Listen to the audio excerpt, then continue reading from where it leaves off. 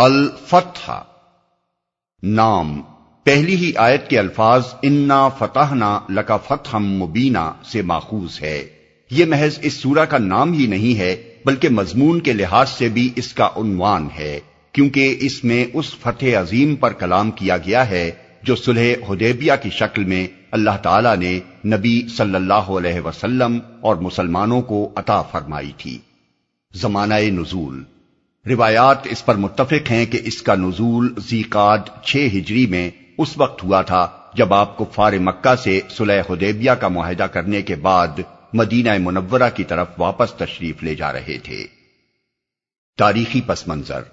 جن واقعات کے سلسلے میں یہ سورت نازل ہوئی ان کی ابتدا اس طرح ہوتی ہے کہ ایک روز رسول اللہ صلی اللہ علیہ وسلم نے خواب میں دیکھا کہ آپ اپنے اصحاب کے ساتھ مکہ معظمہ تشریف لے گئے ہیں اور وہاں عمرہ ادا فرمایا ہے۔ پیغمبر کا خواب ظاہر ہے کہ محض خواب و خیال نہ ہو سکتا تھا، وہ تو وحی کی اقسام میں سے ایک قسم ہے،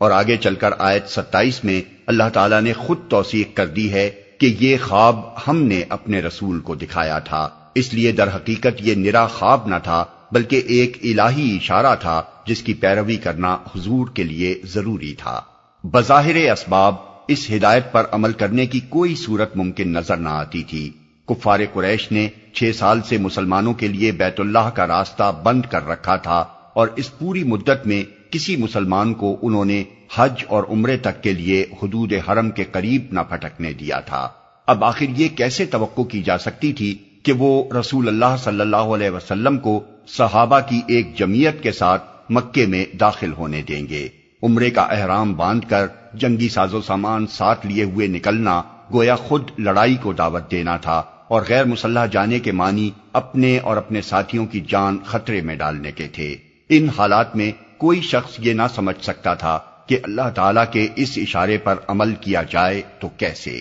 مگر پیغمبر کا منصب یہ تھا کہ اس کا رب جو حکم بھی اس کو دے وہ بے کھٹکے اس پر عمل کر گزرے۔ اس لیے رسول اللہ صلی اللہ علیہ وسلم نے بلا تعمل اپنا خواب صحابہ کرام کو سنا کر سفر کی تیاری شروع کر دی۔ آس پاس کے قبائل میں بھی آپ نے اعلان عام کرا دیا کہ ہم عمرے کے لیے جا رہے ہیں، جو ہمارے ساتھ چلنا چاہے وہ آ جائے۔ جن لوگوں کی نگاہ ظاہری اسباب پر تھی انہوں نے سمجھا کہ یہ لوگ موت کے منہ میں جا رہے ہیں، ان میں سے کوئی آپ کے ساتھ چلنے پر آمادہ نہ ہوا، مگر جو اللہ اور اس کے رسول پر سچا ایمان رکھتے تھے انہیں اس امر کی کوئی پرواہ نہ تھی کہ انجام کیا ہوگا۔ ان کے لیے بس یہ کافی تھا کہ اللہ کا اشارہ ہے اور اس کا رسول تعمیل حکم کے لیے اٹھ کھڑا ہوا ہے، اس کے بعد کوئی چیز ان کو رسول خدا کا ساتھ دینے سے نہ روک سکتی تھی۔ 1400 صحابی حضور کی معیت میں اس نہایت خطرناک سفر پر جانے کے لیے تیار ہو گئے۔ ذیقعد 6 ہجری کے آغاز میں یہ مبارک قافلہ مدینے سے روانہ ہوا۔ ذوالحلیفہ پہنچ کر، یہ مقام مدینے سے مکے کی جانب تقریباً 6 میل کے فاصلے پر واقع ہے، اب اسے بیر علی کہتے ہیں، اور مدینے کے حاجی اسی مقام سے حج اور عمرے کا احرام باندھتے ہیں۔ ذوالحلیفہ پہنچ کر سب نے عمرے کا احرام باندھا۔ قربانی کے لیے 70 اونٹ ساتھ لیے جن کی گردنوں میں ہدی کی علامت کے طور پر قلادے پڑے ہوئے تھے، پرتلوں میں صرف ایک ایک تلوار رکھ لی جس کی تمام زائرین حرم کو عرب کے معروف قاعدے کے مطابق اجازت تھی، اور اس کے سوا کوئی سامان جنگ ساتھ نہ لیا۔ اس طرح یہ قافلہ لبیک لبیک کی صدائیں بلند کرتا ہوا بیت اللہ کی طرف چل پڑا۔ اس وقت مکہ اور مدینے کے تعلقات کی جو نوعیت تھی، عرب کا بچہ بچہ اس کو جانتا تھا۔ ابھی پچھلے سال ہی تو شوال 5 ہجری میں قریش نے قبائل عرب کی متحدہ طاقت کے ساتھ مدینے پر چڑھائی کی تھی، اور غزوہ احزاب کا مشہور معرکہ پیش آ چکا تھا۔ اس لیے جب رسول اللہ صلی اللہ علیہ وسلم اتنے بڑے قافلے کے ساتھ اپنے خون کے پیاسے دشمنوں کے گھر کی طرف روانہ ہوئے تو پورے عرب کی نگاہیں اس عجیب سفر کی طرف مرکوز ہو گئیں، اور لوگوں نے یہ بھی دیکھ لیا کہ یہ قافلہ لڑنے کے لیے نہیں جا رہا ہے بلکہ ماہ حرام میں احرام باندھ کر ہدی کے اونٹ ساتھ لیے ہوئے بیت اللہ کا طواف کرنے جا رہا ہے، اور قطعی طور پر غیر مسلح ہے۔ قریش کے لوگوں کو حضور کے اس اقدام نے سخت پریشانی میں ڈال دیا۔ ذیقعد کا مہینہ ان حرام مہینوں میں سے تھا جو 100 برس سے عرب میں حج و زیارت کے لیے محترم سمجھے جاتے تھے۔ اس مہینے میں جو قافلہ احرام باندھ کر حج یا عمرے کے لیے جا رہا ہو اسے روکنے کا کسی کو حق نہ تھا، حتیٰ کہ کسی قبیلے سے اس کی دشمنی بھی ہو تو عرب کے مسلمہ قوانین کی روح سے وہ اپنے علاقے سے اس کے گزرنے میں مانع نہ ہو سکتا تھا۔ قریش کے لوگ اس الجھن میں پڑ گئے کہ اگر ہم مدینے کے اس قافلے پر حملہ کر کے اسے مکہ معظمہ میں داخل ہونے سے روکتے ہیں تو پورے ملک میں اس پر شور مچ جائے گا، عرب کا ہر شخص پکار اٹھے گا کہ یہ سراسر زیادتی ہے، تمام قبائل عرب یہ سمجھیں گے کہ ہم خانہ کعبہ کے مالک بن بیٹھے ہیں۔ ہر قبیلہ اس تشویش میں مبتلا ہو جائے گا کہ آئندہ کسی کو حج اور عمرہ کرنے دینا یا نہ کرنے دینا اب ہماری مرضی پر موقوف ہے، جس سے بھی ہم ناراض ہوں گے اسے بیت اللہ کی زیارت کرنے سے اسی طرح روک دیں گے جس طرح آج مدینے کے ان زائرین کو روک رہے ہیں۔ یہ ایسی غلطی ہوگی جس سے سارا عرب ہم سے منحرف ہو جائے گا، لیکن اگر ہم محمد صلی اللہ علیہ وسلم کو اتنے بڑے قافلے کے ساتھ بخیریت اپنے شہر میں داخل ہو جانے دیتے ہیں تو پورے ملک میں ہماری ہوا اکھڑ جائے گی اور لوگ کہیں گے کہ ہم محمد سے مرغوب ہو گئے۔ آخر کار بڑی شش و پنج کے بعد ان کی جاہلانہ حمیت ہی ان پر غالب آ کر رہی اور انہوں نے اپنی ناک کی خاطر یہ فیصلہ کر لیا کہ کسی قیمت پر بھی اس قافلے کو اپنے شہر میں داخل نہیں ہونے دینا ہے۔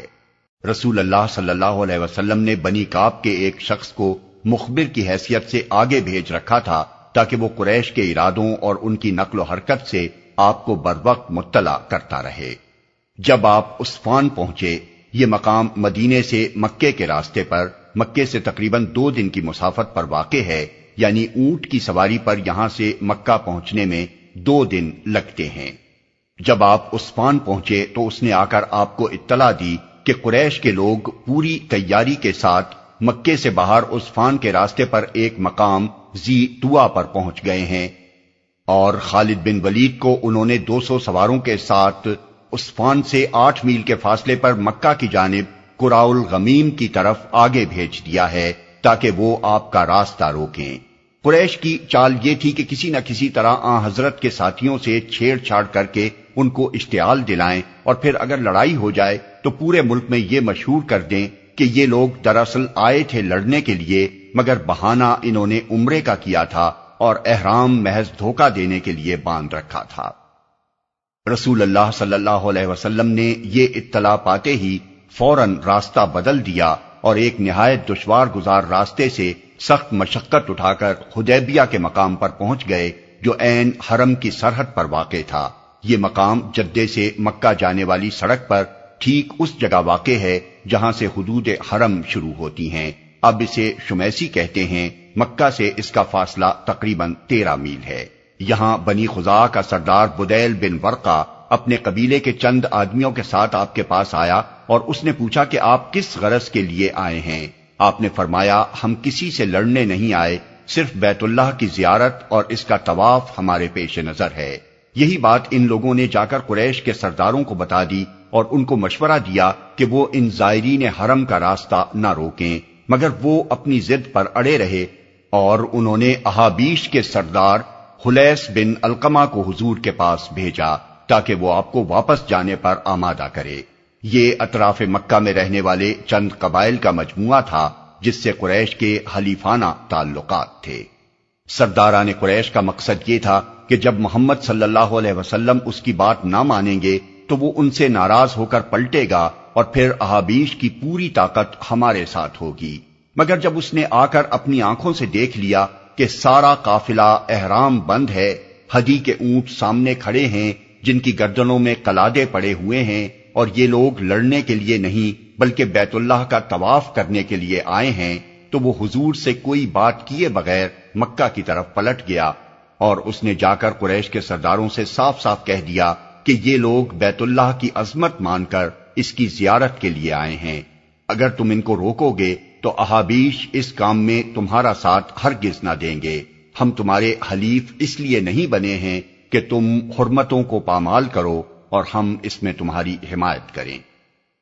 پھر قریش کی طرف سے عروہ بن مسعود ثقفی آیا اور اس نے اپنے نزدیک بڑی اونچ نیچ سمجھا کر رسول اللہ صلی اللہ علیہ وسلم کو اس بات پر آمادہ کرنا چاہا کہ آپ مکہ میں داخل ہونے کے ارادے سے باز آ جائیں، مگر آپ نے اس کو بھی وہی جواب دیا جو بنی خزاعہ کے سردار کو دیا تھا کہ ہم لڑائی کے ارادے سے نہیں آئے ہیں بلکہ بیت اللہ کی تعظیم کرنے والے بن کر ایک دینی فریضہ بجا لانے کے لیے آئے ہیں۔ واپس جا کر عروہ نے قریش کے لوگوں سے کہا، میں کیسر و کسریٰ اور نجاشی کے درباروں میں بھی گیا ہوں، مگر خدا کی قسم میں نے اصحاب محمد کو جس طرح محمد صلی اللہ علیہ وسلم کا فدائی دیکھا ہے، ایسا منظر کسی بڑے سے بڑے بادشاہ کے ہاں بھی نہیں دیکھا۔ ان لوگوں کا حال تو یہ ہے کہ محمد وضو کرتے ہیں تو ان کے اصحاب پانی کا ایک قطرہ تک زمین پر نہیں گرنے دیتے اور سب اپنے جسم اور کپڑوں پر مل لیتے ہیں۔ اب تم لوگ سوچ لو تمہارا مقابلہ کس سے ہے۔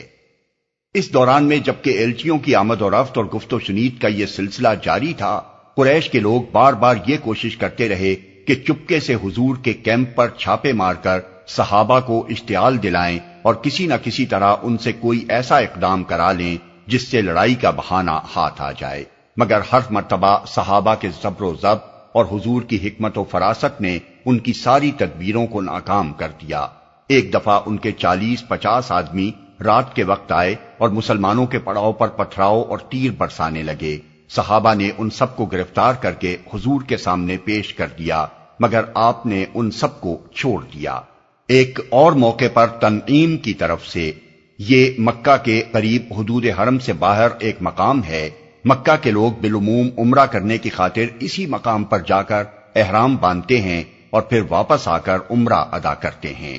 80 آدمی عین نماز فجر کے وقت آئے اور انہوں نے اچانک چھاپا مار دیا۔ یہ لوگ بھی پکڑے گئے مگر حضور نے انہیں بھی رہا کر دیا۔ اس طرح قریش کو اپنی ہر چال اور ہر تدبیر میں ناکامی ہوتی چلی گئی۔ آخر کار حضور نے خود اپنی طرف سے حضرت عثمان رضی اللہ عنہ کو ایلچی بنا کر مکہ بھیجا اور ان کے ذریعے سے سرداران قریش کو یہ پیغام دیا کہ ہم جنگ کے لیے نہیں بلکہ زیارت کے لیے ہدی ساتھ لے کر آئے ہیں، طواف اور قربانی کر کے واپس چلے جائیں گے، مگر وہ لوگ نہ مانے اور حضرت عثمان کو مکہ ہی میں روک لیا۔ اس دوران میں یہ خبر اڑ گئی کہ حضرت عثمان قتل کر دیے گئے ہیں اور ان کے واپس نہ آنے سے مسلمانوں کو یقین ہو گیا کہ یہ خبر سچی ہے۔ اب مزید تحمل کا کوئی موقع نہ تھا۔ مکے میں داخلے کی بات تو دوسری تھی، اس کے لیے طاقت کا استعمال ہرگز پیش نظر نہ تھا، مگر جب نوبت سفیر کے قتل تک پہنچ گئی تو پھر اس کے سوا کوئی چارہ باقی نہ رہا کہ مسلمان جنگ کے لیے تیار ہو جائیں۔ چنانچہ رسول اللہ صلی اللہ علیہ وسلم نے اپنے تمام ساتھیوں کو جمع کیا اور ان سے اس بات پر بیعت لی کہ اب یہاں سے ہم مرتے دم تک پیچھے نہ ہٹیں گے۔ موقع کی نزاکت نگاہ میں ہو تو آدمی سمجھ سکتا ہے کہ یہ کوئی معمولی بیعت نہ تھی۔ مسلمان صرف 1400 تھے اور کسی سامان جنگ کے بغیر آئے تھے، اپنے مرکز سے 250 میل دور عین مکہ کی سرحد پر ٹھہرے ہوئے تھے، جہاں دشمن اپنی پوری طاقت کے ساتھ ان پر حملہ آور ہو سکتا تھا اور گرد و پیش سے اپنے حامی قبیلوں کو لا کر بھی انہیں گھیرے میں لے سکتا تھا۔ اس کے باوجود ایک شخص کے سوا پورا قافلہ نبی صلی اللہ علیہ وسلم کے ہاتھ پر مرنے مارنے کی بیعت کرنے کے لیے بلا تعامل آمادہ ہو گیا۔ اس سے بڑھ کر ان لوگوں کے اخلاص ایمانی اور راہ خدا میں ان کی فدائیت کا اور کیا ثبوت ہو سکتا ہے۔ یہی وہ بیعت ہے جو بیعت رضوان کے نام سے تاریخ اسلام میں مشہور ہے۔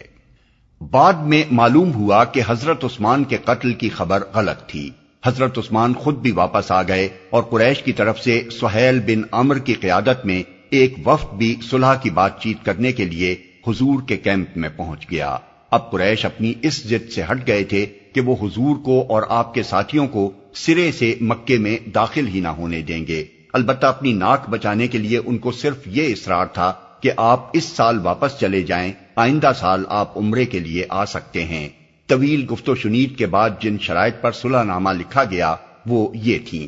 1. 10 سال تک فریقین کے درمیان جنگ بند رہے گی اور ایک دوسرے کے خلاف خفیہ یا علانیہ کوئی کارروائی نہ کی جائے گی۔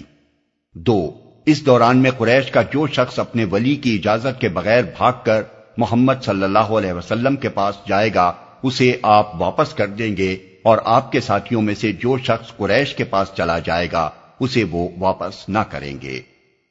3. قبائل عرب میں سے جو قبیلہ بھی فریقین میں سے کسی ایک کا حلیف بن کر اس معاہدے میں شامل ہونا چاہے گا اسے اس کا اختیار ہوگا۔ 4 محمد صلی اللہ علیہ وسلم اس سال واپس جائیں گے اور آئندہ سال وہ عمرے کے لیے آ کر 3 دن مکہ میں ٹھہر سکتے ہیں، بشرطے کہ پرتلوں میں صرف ایک ایک تلوار لے کر آئیں اور کوئی سامان حرب ساتھ نہ لائیں۔ ان 3 دنوں میں اہل مکہ ان کے لیے شہر خالی کر دیں گے تاکہ کسی تصادم کی نوبت نہ آئے، مگر واپس جاتے ہوئے وہ یہاں کے کسی شخص کو اپنے ساتھ لے جانے کے مجاز نہ ہوں گے۔ جس وقت اس معاہدے کی شرائط طے ہو رہی تھی، مسلمانوں کا پورا لشکر سخت مضطرب تھا۔ کوئی شخص بھی ان مصلحتوں کو نہیں سمجھ رہا تھا جنہیں نگاہ میں رکھ کر نبی صلی اللہ علیہ وسلم یہ شرائط قبول فرما رہے تھے۔ کسی کی نظر اتنی دور رس نہ تھی کہ اس صلح کے نتیجے میں جو خیر عظیم رونما ہونے والی تھی اسے دیکھ سکے۔ کفار قریش اسے اپنی کامیابی سمجھ رہے تھے اور مسلمان اس پر بےتاب تھے کہ ہم آخر دب کر یہ ذلیل شرائط کیوں قبول کریں۔ حضرت عمر جیسے بالغ النظر مدبر تک کا یہ حال تھا کہ وہ کہتے ہیں مسلمان ہونے کے بعد کبھی میرے دل میں شک نے راہ نہ پائی تھی، مگر اس موقع پر میں بھی اس سے محفوظ نہ رہ سکا۔ وہ بے چین ہو کر حضرت ابو بکر کے پاس گئے اور کہا، کیا حضور اللہ کے رسول نہیں ہیں؟ کیا ہم مسلمان نہیں ہیں؟ کیا یہ لوگ مشرک نہیں ہیں؟ پھر آخر ہم اپنے دین کے معاملے میں یہ ذلت کیوں اختیار کریں؟ انہوں نے جواب دیا، اے عمر، وہ اللہ کے رسول ہیں اور اللہ ان کو ہرگز ضائع نہ کرے گا۔ پھر ان سے صبر نہ ہوا، جا کر یہی سوالات خود رسول اللہ صلی اللہ علیہ وسلم سے بھی کیے اور حضور نے بھی ان کو ویسا ہی جواب دیا جیسا حضرت ابو بکر نے دیا تھا۔ بعد میں حضرت عمر مدتوں اس پر نوافل اور صدقات ادا کرتے رہے تاکہ اللہ تعالیٰ اس گستاخی کو معاف فرما دے جو اس روز ان سے شان رسالت میں ہو گئی تھی۔ سب سے زیادہ 2 باتیں اس معاہدے میں لوگوں کو بری طرح کھل رہی تھیں۔ ایک شرط نمبر 2 جس کے متعلق لوگ کہتے تھے کہ یہ صریح نامساوی شرط ہے۔ اگر مکے سے بھاگ کر آنے والوں کو ہم واپس کریں تو مدینے سے بھاگ کر جانے والوں کو وہ کیوں نہ واپس کریں؟ حضور نے اس پر فرمایا، جو ہمارے ہاں سے بھاگ کر ان کے پاس چلا جائے وہ آخر ہمارے کس کام کا ہے؟ اللہ اسے ہم سے دور ہی رکھے، اور جو ان کے ہاں سے بھاگ کر ہمارے پاس آ جائے اسے اگر ہم واپس کر دیں گے تو اللہ اس کے لیے خلاصی کی کوئی اور صورت پیدا فرما دے گا۔ دوسری چیز جو لوگوں کے دلوں میں کھٹک رہی تھی وہ چوتھی شرط تھی۔ مسلمان یہ سمجھ رہے تھے کہ اسے ماننے کے معنی یہ ہیں کہ تمام عرب کے سامنے گویا ہم ناکام واپس جا رہے ہیں۔ مزید برآں یہ سوال بھی دلوں میں خلش پیدا کر رہا تھا کہ حضور نے تو خواب میں یہ دیکھا تھا کہ ہم مکے میں طواف کر رہے ہیں، مگر یہاں تو ہم طواف کیے بغیر واپس جانے کی شرط مان رہے ہیں۔ حضور نے اس پر لوگوں کو سمجھایا کہ خواب میں آخر اسی سال طواف کرنے کی صراحت تو نہ تھی، شرائط صلح کے مطابق اس سال نہیں تو اگلے سال انشاءاللہ طواف ہوگا۔ جلتی پر تیل کا کام جس واقعے نے کیا وہ یہ تھا کہ عین اس وقت جب صلح کا معاہدہ لکھا جا رہا تھا، سہیل بن عمرو کے اپنے صاحبزادے ابو جندل جو مسلمان ہو چکے تھے اور کفار مکہ نے ان کو قید کر رکھا تھا، کسی نہ کسی طرح بھاگ کر حضور کے کیمپ میں پہنچ گئے۔ ان کے پاؤں میں بیڑیاں تھیں اور جسم پر تشدد کے نشانات تھے۔ انہوں نے حضور سے فریاد کی کہ مجھے اس حبس بیجا سے نجات دلائی جائے۔ صحابہ کرام کے لیے یہ حالت دیکھ کر ضبط کرنا مشکل ہو گیا، مگر سہیل بن عمرو نے کہا، صلح نامے کی تحریر چاہے مکمل نہ ہوئی ہو، شرائط تو ہمارے اور آپ کے درمیان طے ہو چکی ہیں، اس لیے اس لڑکے کو میرے حوالے کیا جائے۔ رسول اللہ صلی اللہ علیہ وسلم نے اس کی حجت تسلیم فرما لی اور ابو جندل ظالموں کے حوالے کر دیے گئے۔ صلح سے فارغ ہو کر حضور نے صحابہ سے فرمایا کہ اب یہیں قربانی کر کے سر منڈواؤ اور احرام ختم کر دو، مگر کوئی اپنی جگہ سے نہ ہلا۔ حضور نے 3 مرتبہ حکم دیا، مگر صحابہ پر اس وقت رنج و غم اور دل شکستگی کا ایسا شدید غلبہ تھا کہ انہوں نے اپنی جگہ سے حرکت تک نہ کی۔ حضور کے پورے دور رسالت میں اس ایک موقع کے سوا کبھی یہ صورت پیش نہیں آئی کہ آپ صحابہ کو حکم دیں اور وہ اس کی تعمیل کے لیے دوڑ نہ پڑیں۔ حضور کو اس پر سخت صدمہ ہوا اور آپ نے اپنے خیمے میں جا کر ام المومنین حضرت ام سلمہ سے اپنی کبیدہ خاطری کا اظہار فرمایا۔ انہوں نے عرض کیا کہ آپ بس خاموشی کے ساتھ تشریف لے جا کر خود اپنا اونٹ ذبح فرمائیں اور حجام کو بلا کر اپنا سر منڈوا لیں۔ اس کے بعد لوگ خود بخود آپ کے عمل کی پیروی کریں گے اور سمجھ لیں گے کہ جو فیصلہ ہو چکا ہے وہ اب بدلنے والا نہیں ہے۔ چنانچہ ایسا ہی ہوا، اور آپ کے فعل کو دیکھ کر لوگوں نے بھی قربانیاں کر لیں، سر منڈوا لیے یا بال ترشوا لیے اور احرام سے نکل آئے، مگر دل ان کے غم سے کٹے جا رہے تھے۔ اس کے بعد جب یہ قافلہ حدیبیہ کی صلح کو اپنی شکست اور ذلت سمجھتا ہوا مدینے کی طرف واپس جا رہا تھا، اس وقت مکے سے تقریباً 25 میل کے فاصلے پر سبخان کے مقام پر، یا بقول بعض قراء الغمیم کے مقام پر یہ سورت نازل ہوئی، جس نے مسلمانوں کو بتایا کہ یہ صلح جس کو وہ شکست سمجھ رہے ہیں دراصل فتح عظیم ہے۔ اس کے نازل ہونے کے بعد حضور نے مسلمانوں کو جمع کیا اور فرمایا، آج مجھ پر وہ چیز نازل ہوئی ہے جو میرے لیے دنیا و مافیہ سے زیادہ قیمتی ہے۔ پھر یہ سورت آپ نے تلاوت فرمائی اور خاص طور پر حضرت عمر کو بلا کر اسے سنایا، کیونکہ وہ سب سے زیادہ رنجیدہ تھے۔ اگرچہ اہل ایمان تو اللہ تعالیٰ کا یہ ارشاد سن کر ہی مطمئن ہو گئے تھے، مگر کچھ زیادہ مدت نہ گزری تھی کہ اس صلح کے فوائد ایک ایک کر کے کھلتے چلے گئے، یہاں تک کہ کسی کو بھی اس امر میں شک نہ رہا کہ فی الواقع یہ صلح ایک عظیم الشان فتح تھی۔ ایک، اس میں پہلی مرتبہ عرب میں اسلامی ریاست کا وجود باقاعدہ تسلیم کیا گیا۔ اس سے پہلے تک عربوں کی نگاہ میں محمد صلی اللہ علیہ وسلم اور آپ کے ساتھیوں کی حیثیت محض قریش اور قبائل عرب کے خلاف خروج کرنے والے ایک گروہ کی تھی، اور وہ ان کو برادری باہر سمجھتے تھے۔ اب خود قریش ہی نے آپ سے معاہدہ کر کے سلطنت اسلامی کے مقبوضات پر آپ کا اقتدار مان لیا، اور قبائل عرب کے لیے یہ دروازہ بھی کھول دیا کہ ان دونوں سیاسی طاقتوں میں سے جس کے ساتھ چاہیں حلیفانہ معاہدات کر لیں۔ دو، مسلمانوں کے لیے زیارت بیت اللہ کا حق تسلیم کر کے قریش نے آپ سے گویا یہ بھی مان لیا کہ اسلام کوئی بے دینی نہیں ہے جیسا کہ وہ اب تک کہتے چلے آ رہے تھے، بلکہ عرب کے مسلمہ ادیان میں سے ایک ہے، اور دوسرے عربوں کی طرح اس کے پیرو بھی حج و عمرہ کے مناسک ادا کرنے کا حق رکھتے ہیں۔ اس سے اہل عرب کے دلوں کی وہ نفرت کم ہو گئی جو قریش کے پروپیگنڈا سے اسلام کے خلاف پیدا ہو گئی تھی۔ تین، 10 سال کے لیے جنگ بندی کا معاہدہ ہو جانے سے مسلمانوں کو امن میسر آ گیا، اور انہوں نے عرب کے تمام اطراف و نواح میں پھیل کر اس تیزی سے اسلام کی اشاعت کی کہ صلح حدیبیہ سے پہلے پورے 19 سال میں اتنے آدمی مسلمان نہ ہوئے تھے جتنے اس کے بعد 2 سال کے اندر ہو گئے۔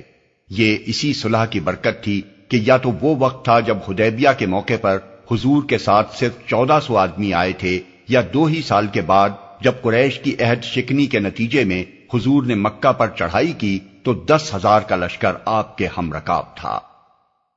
4، قریش کی طرف سے جنگ بند ہو جانے کے بعد حضرت صلی اللہ علیہ وسلم کو یہ موقع مل گیا کہ اپنے مقبوضات میں اسلامی حکومتوں کو اچھی طرح مستحکم کر لیں اور اسلامی قانون کے اجراء سے مسلم معاشرے کو ایک مکمل تہذیب و تمدن بنا دیں۔ یہی وہ نعمت عظمیٰ ہے جس کے متعلق اللہ تعالیٰ نے سورہ مائدہ کی آیت 3 میں فرمایا کہ آج میں نے تمہارے دین کو تمہارے لیے مکمل کر دیا ہے اور اپنی نعمت تم پر تمام کر دی ہے، اور تمہارے لیے اسلام کو تمہارے دین کی حیثیت سے قبول کر لیا ہے۔ 5، قریش سے صلح کے بعد جنوب کی طرف سے اطمینان نصیب ہو جانے کا فائدہ یہ بھی ہوا کہ مسلمانوں نے شمال عرب اور وسط عرب کی تمام مخالف طاقتوں کو بآسانی مسخر کر لیا۔ صلح حدیبیہ پر 3 ہی مہینے گزرے تھے کہ یہودیوں کا سب سے بڑا گڑھ خیبر فتح ہو گیا، اور اس کے بعد فدق، وادی القرا، تیمہ اور تبوک کی یہودی بستیاں اسلام کے زیر نگیں آتی چلی گئیں۔ پھر وسط عرب کے وہ تمام قبیلے بھی جو یہود اور قریش کے ساتھ گٹھ جوڑ رکھتے تھے ایک ایک کر کے تابع فرمان ہو گئے۔ اس طرح حدیبیہ کی صلح نے 2 ہی سال کے اندر عرب میں قوت کا توازن اتنا بدل دیا کہ قریش اور مشرکین کی طاقت دب کر رہ گئی اور اسلام کا غلبہ یقینی ہو گیا۔